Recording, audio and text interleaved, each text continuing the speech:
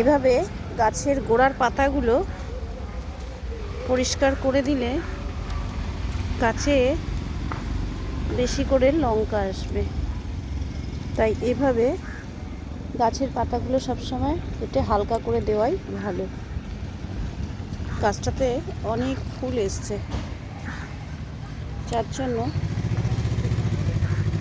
একটু হালকা করে দিতে হবে। এমন না যে পুরো পাতাটা কেটে দিচ্ছি, একটু গাছটাকে হালকা করে দিচ্ছি।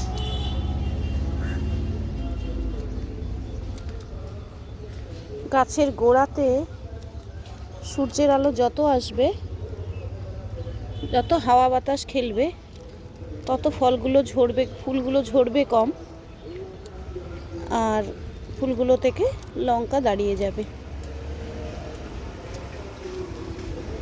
এই যে দেখুন, ওপরের পাতাগুলো রয়ে গেছে, কিন্তু গোড়া থেকে কিছু পাতা পরিষ্কার করে দিলাম।